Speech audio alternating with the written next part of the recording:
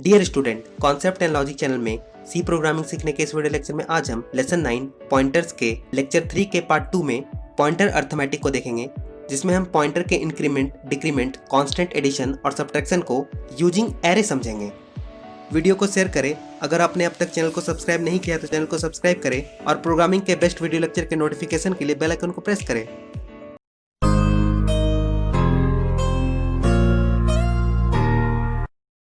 अगर आपने अब तक lesson 1 introduction to C, lesson 2 basics of C, lesson 3 arithmetic instructions, lesson 4 selection statement, lesson 5 iterative statements, lesson 6 array, lesson 7 strings, lesson 8 function के इन 7 video lecture और lesson 9 pointers के lecture 1 pointers, lecture 2 types of pointers के video lecture को नहीं देखा है तो उसका लिंक मैं डिस्क्रिप्शन में शेयर कर रहा हूँ, या फिर आप हमारे चैनल के प्लेलिस्ट से जाकर वीडियो लेक्चर को देख सकते हैं। Lecture 3 pointer arithmetic part 2।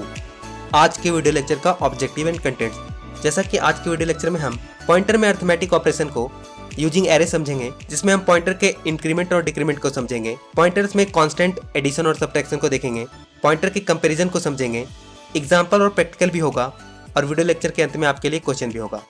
और उस क्वेश्चन का सही जवाब देकर आप सी लैंग्वेज की सीरीज के अंत में एक प्राइज भी जीत सकते हैं। तो चलिए वीडियो लेक्चर को एंजॉय करते हैं। Pointer arithmetic. जैसा कि हमने लास्ट के वीडियो लेक्चर में समझा था, अर्थमेटिक ऑपरेशन हम पॉइंटर में भी परफॉर्म कर सकते हैं, क्योंकि मेमोरी एड्रेस न्यूमेरिक भी होता है और इसे हम मैनिपुलेट कर सकते हैं। मेमोरी एड्रेस को हम इंक्रीमेंट, डिक्रीमेंट, कंपेयर और कैलकुलेट कर सकते हैं। अर्थमेटिक ऑपरेशन जो हम सी लैंग्वेज के पॉइंटर में कर सकते हैं वो है इंक्रीमेंट, डिक्रीमेंट, एडिशन, सब्ट्रैक्शन और कंपैरिजन ऑफ टू पॉइंटर। जैसा कि लास्ट के वीडियो में हमने पॉइंटर अर्थमेटिक को समझा था, बट इस वीडियो लेक्चर में हम पॉइंटर अर्थमेटिक को एरे में समझेंगे। Pointer arithmetic using array. Pointer arithmetic को एरे में समझने से पहले हम एरे और पॉइंटर को पहले समझते हैं। जैसा कि हम जानते हैं, array collection of similar type of data element होता है जो कि कंटिन्यूअस मेमोरी लोकेशन में स्टोर होता है, और पॉइंटर एक वेरिएबल है जो किसी दूसरे वेरिएबल के एड्रेस को स्टोर करता है। पॉइंटर्स एरे के ब्लॉक के एड्रेस को भी स्टोर कर सकता है। चलिए इसे एक एग्जांपल से समझते हैं। हमने एक एरे वेरिएबल डिक्लेयर किया, data type int, array variable का नाम ARR, जिसका साइज 5 है और इसमें हमने 5 वैल्यू को स्टोर किया, 10, 20, 30, 40 और 50 सेमीकोलन। तो ये array variable continuous memory block में स्टोर होगा। लेट सपोज एरे इंडेक्स 0 में 10 स्टोर है, 1 में 20, 2 में 30, 3 में 40, 4 में 50। बट नोट करने वाली बात यह है कि एरे ब्लॉक के खुद के एड्रेस होते हैं, और ये जो आप एड्रेस देख रहे हैं यहाँ पर एरे का पहला वैल्यू 10 जो कि एड्रेस 100 में स्टोर है।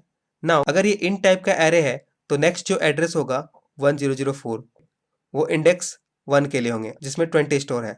उसके बाद 1008 में 30 स्टोर है। इसी तरह 1012 में 40 और 1016 में 50।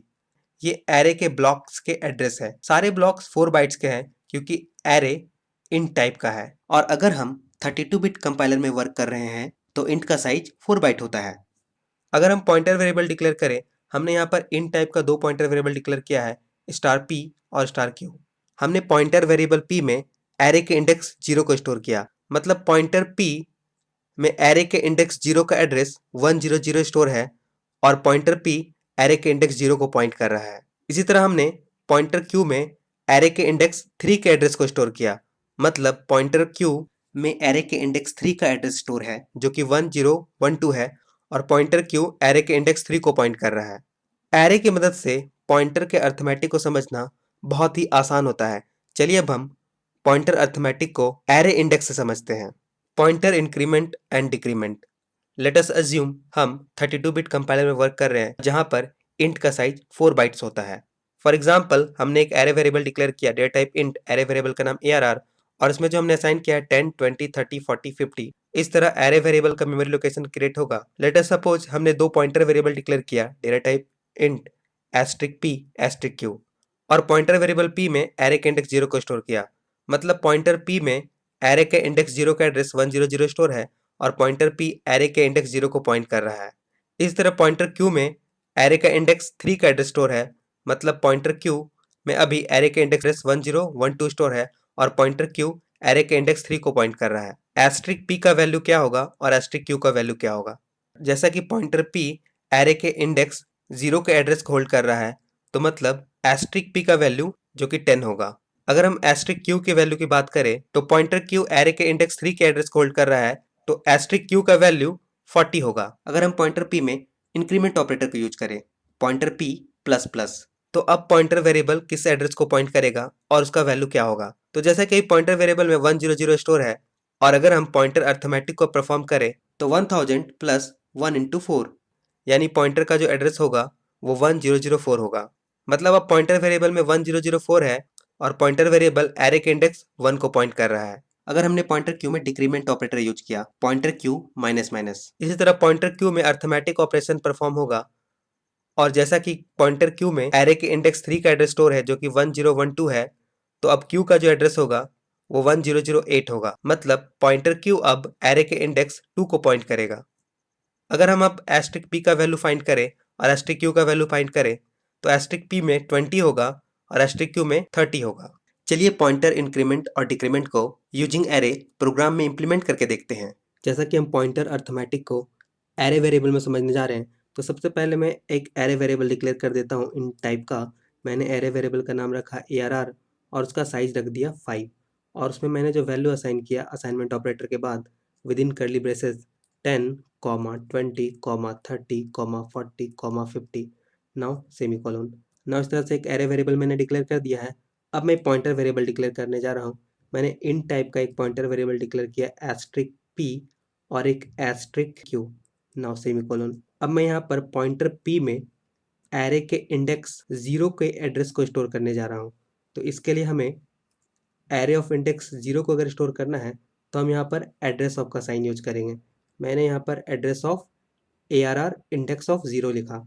नाउ इसी तरह से हम पॉइंटर क्यू में एरे के इंडेक्स 3 के एड्रेस को स्टोर करना चाहता हूँ, तो मैं लिखूंगा एड्रेस ऑफ ARR और इंडेक्स में यहाँ पे लिख देता हूँ 3, नाउ सेमीकोलन।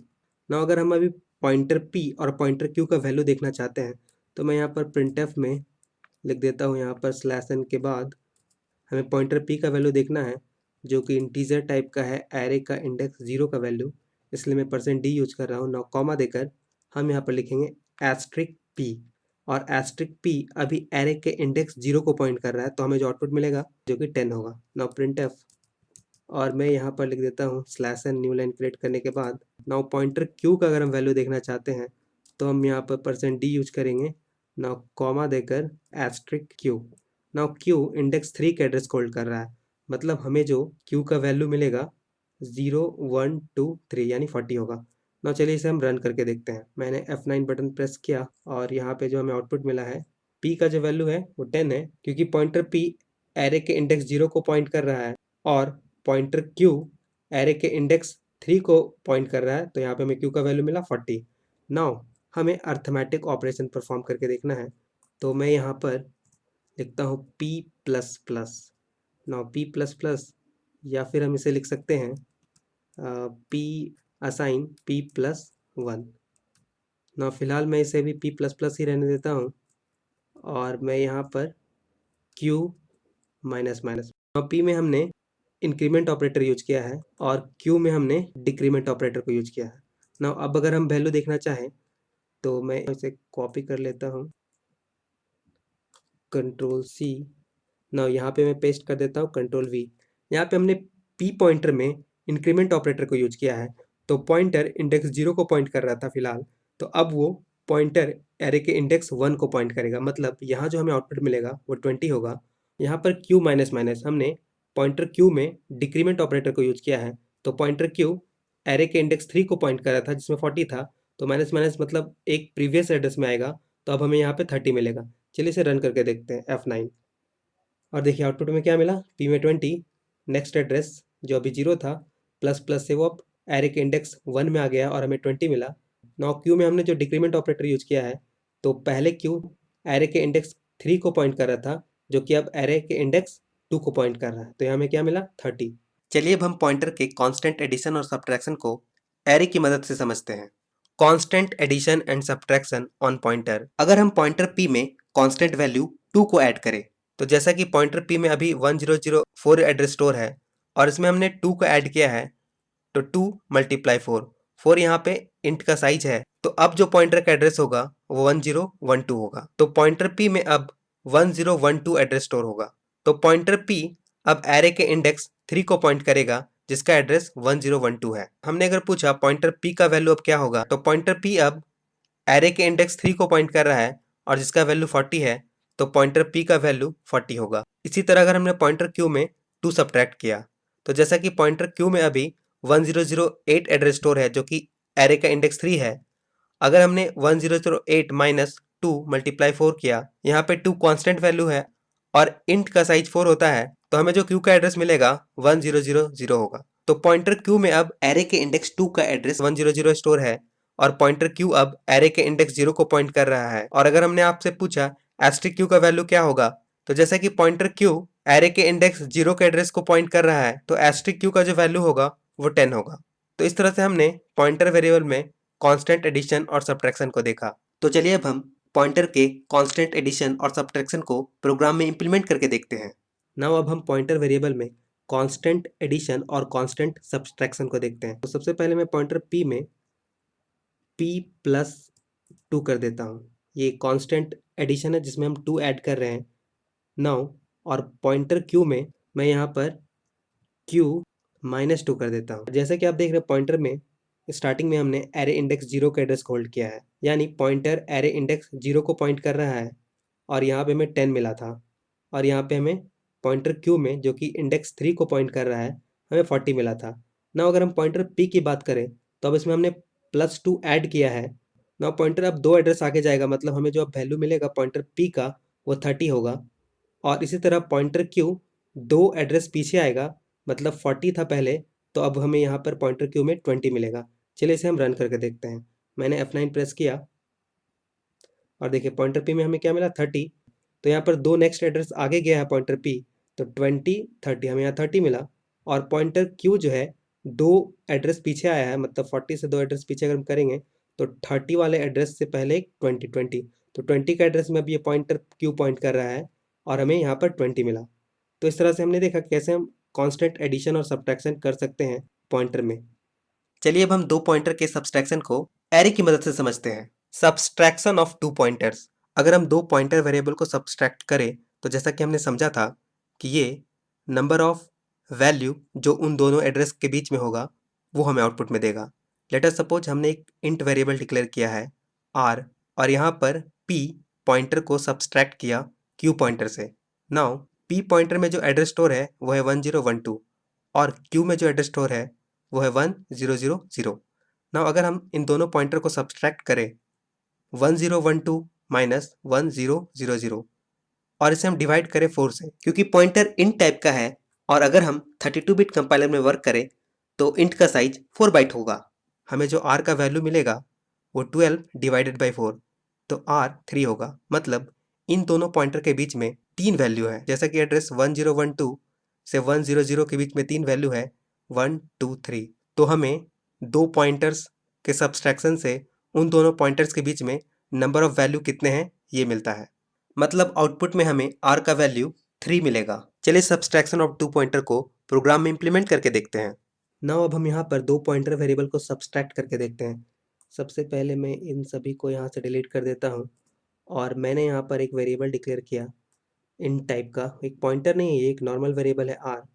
और अब हम यहाँ पर पॉइंटर Q से सब्ट्रैक्ट करेंगे पॉइंटर P को। नाउ इसका जो वैल्यू आएगा उसे हम r में स्टोर करेंगे। जैसा कि अभी हमने समझा था, जब 2 पॉइंटर वेरिएबल को हम सब्ट्रैक्ट करें तो उसके एड्रेस का सब्ट्रैक्शन होगा और डेटा टाइप के साइज से वो डिवाइड होगा और हमें जो वैल्यू मिलेगा वो कांस्टेंट वैल्यू मिलेगा और वो वैल्यू उन दोनों एड्रेस के बीच में नंबर ऑफ वैल्यू जितने स्टोर है वो मिलेगा। तो यहाँ पर P अभी इंडेक्स 0 में है और Q इंडेक्स 40 में है, तो इन दोनों के बीच में 3 वैल्यू हैं, तो हमें जो यहाँ पे r का वैल्यू मिलेगा वो 3 होना चाहिए जो कि इंटीजर टाइप का होगा। नाउ मैं यहाँ पर r को प्रिंट कर रहा हूँ। मैंने यहाँ पे r लिखा और मैंने यहाँ पर लिख दिया r। नाउ अब इसे हम रन करके देखते हैं। नाउ मैंने F9 प्रेस किया और हमें जो r का वैल्यू मिला वो 3, मतलब इस दोनों ही पॉइंटर के बीच में 3 वैल्यू स्टोर है, इसलिए हमें r का वैल्यू 3 मिला। तो इस तरह से हमने देखा कैसे हम 2 पॉइंटर को सब्ट्रैक्ट कर सकते हैं। चलिए अब हम पॉइंटर के कंपैरिजन को समझते हैं। Comparison of 2 pointers. अगर हम 2 पॉइंटर के कंपैरिजन को देखें तो यहाँ पर P और Q 2 पॉइंटर वेरिएबल है और पॉइंटर P में हमने एरे के इंडेक्स 0 के एड्रेस को स्टोर किया और पॉइंटर Q में हमने एरे के इंडेक्स 3 के एड्रेस को होल्ड किया। तो इसका मतलब पॉइंटर P में एरे के इंडेक्स 0 का एड्रेस 1000 पॉइंटर P में स्टोर हुआ और पॉइंटर Q में एरे के इंडेक्स 3 का एड्रेस 1012 पॉइंटर Q में स्टोर हुआ। अगर हम प्रिंटफ में लिखे pointer P greater than pointer Q और pointer P less then pointer Q, तो हमें आउटपुट में pointer P greater than Q में क्या मिलेगा और pointer P less than Q में क्या मिलेगा। अगर हम इसे समझे तो यहाँ पर pointer P greater than pointer Q, जैसा कि पॉइंटर P में एरे के इंडेक्स 0 का एड्रेस स्टोर है और पॉइंटर Q में एरे के इंडेक्स 3 का एड्रेस स्टोर है, मतलब 1000 ग्रेटर देन 1012, तो ये फॉल्स होगा, मतलब 0। मतलब आउटपुट में हमें P ग्रेटर देन Q 0 मिलेगा। No P less than Q, जैसा कि P में 1000 स्टोर है और Q में 1012, तो 1000 लेस देन 1012 ये ट्रू होगा, मतलब 1। तो P less than Q output में हमें 1 मिलेगा। तो चलिए दो पॉइंटर के कंपैरिजन को प्रोग्राम में इंप्लीमेंट करके देखते हैं। नाउ चलिए अब हम दो पॉइंटर को कंपेयर करके देखते हैं। नाउ मैं यहाँ पर फिलहाल इसे हटा देता हूँ, मैंने इसे रिमूव किया और हमने जो R वेरिएबल को डिक्लेयर किया था मैं उसे भी हटा देता हूँ, मैंने R वेरिएबल को भी यहाँ से हटा दिया। अब हम यहाँ पर दो पॉइंटर वेरिएबल को कंपेयर करने जा रहे हैं। मैंने यहाँ पर लिखा P greater than Q। Now यहाँ पर भी हम लिख देते हैं P ग्रेटर देन Q। तो P का एड्रेस छोटा है Q के एड्रेस से, जैसा कि आप देख रहे हैं P एरे के इंडेक्स 0 को पॉइंट कर रहा है और Q एरे के इंडेक्स 3 को पॉइंट कर रहा है, तो यहाँ जो हमें आउटपुट मिलेगा वो 0 होगा। नाउ अगर हम एक काम करें, यहाँ पे मैं लिख देता हूँ printf और इस बार मैं with in double quotation slash n के बाद P लेस देन Q को भी यूज करता हूँ और यहाँ पर %d, क्योंकि वो इंटीजर टाइप का होगा, 0 या 1 आउटपुट में हमें मिलेगा। नाउ यहाँ पर P less than Q, now semicolon. और जैसा कि आप देख रहे हैं यहाँ पर P इंडेक्स 0 को पॉइंट कर रहा है, तो P का एड्रेस छोटा होगा और Q एरे के इंडेक्स 3 को पॉइंट कर रहा है, तो यहाँ पर P ग्रेटर देन Q ये फॉल्स होगा, मतलब यहाँ पे हमें आउटपुट में 0 मिलेगा। और यहाँ पर P less than Q, P array के इंडेक्स 0 को पॉइंट कर रहा है और Q एरे के इंडेक्स 3 को पॉइंट कर रहा है। P का एड्रेस छोटा होगा Q से, तो यहाँ जो हमें आउटपुट मिलेगा वो ट्रू होगा, यानी 1 मिलेगा। चलिए इसे रन करके देखते हैं। मैंने F9 प्रेस किया और यहाँ देखिए P ग्रेटर देन Q ये 0 मिला, मतलब false. P less than Q, यहाँ पे हमें क्या मिला, 1। पॉइंटर वेरिएबल के कंपैरिजन को हम यूज करेंगे एरे के ट्रेवर्सल में, जिसे हम पॉइंटर एंड एरे, जो कि हमारा नेक्स्ट लेक्चर है, उसमें देखेंगे। चलिए मैं इसे भी क्लोज कर देता हूँ। नाउ आज के वीडियो लेक्चर का क्वेश्चन है which of the following operation can be performed on pointers. मतलब आपको बताना है हम पॉइंटर्स में इनमें से कौन सा ऑपरेशन को परफॉर्म कर सकते हैं। आपके ऑप्शन है A increment, B decrement, C subtraction, D all of these. आप अपना जवाब कमेंट सेक्शन में लिख सकते हैं। अपना जवाब कमेंट सेक्शन में जरूर लिखें, क्योंकि सी लैंग्वेज की सीरीज के अंत में जो सबसे ज़्यादा और सबसे सही आंसर देगा उसे प्राइज भी दिया जाएगा।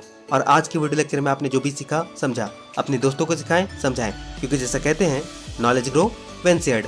और हो सके तो इस वीडियो लेक्चर को अपने दोस्तों के साथ शेयर करें, ताकि ज़्यादा से ज़्यादा लोग प्रोग्रामिंग सीख सके। Thank you and take care.